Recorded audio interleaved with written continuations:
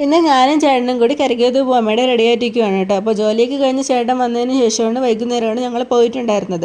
പോകുന്ന വഴിക്ക് നമ്മൾ ബേക്കറി കയറി ഒരു കേക്കൊക്കെ മേടിച്ചിട്ടുണ്ടായിരുന്നു. ഇന്ന് അച്ഛൻ്റെ ബർത്ത്ഡേ ആണ് കേട്ടോ. ബർത്ത്ഡേ ചെറിയ രീതിയിലൊന്ന് സെലിബ്രേറ്റ് ചെയ്യാമെന്ന് വിചാരിച്ചിട്ടുണ്ടായിരുന്നു.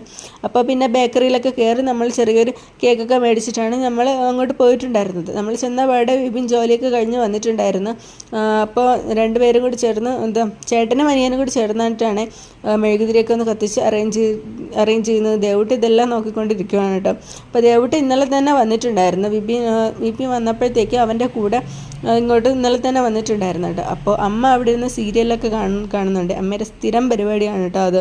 പിന്നെ കുറച്ച് കഴിഞ്ഞതിന് ശേഷം എന്താണ് കേക്കൊക്കെ നമ്മൾ കട്ട് ചെയ്തിട്ടുണ്ടായിരുന്നു കേട്ടോ.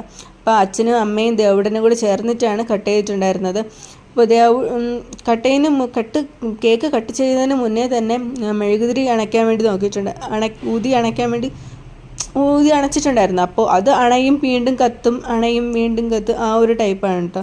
പിന്നെ ദേവുട്ടൻ എല്ലാവർക്കും കേക്ക് കട്ട് ചെയ്ത് എല്ലാവർക്കും വായിലൊക്കെ വെച്ച് കൊടുത്തിട്ടുണ്ട്. അവനും കഴിച്ചിട്ടുണ്ടായിരുന്നു.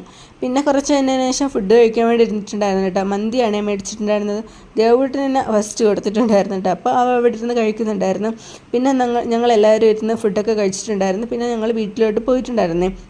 പോകുന്ന വഴിക്ക് ശ്രീകാര്യത്ത് ചന്തയിൽ കയറി മീനൊക്കെ മേടിച്ചിട്ടാണ് പോയിട്ടുണ്ടായിരുന്നത്. പിന്നെ ഇത്രയേ ഉള്ളൂ കേട്ടോ നമ്മളെ വീഡിയോ. അപ്പോൾ ഈ ചാനൽ സബ്സ്ക്രൈബ്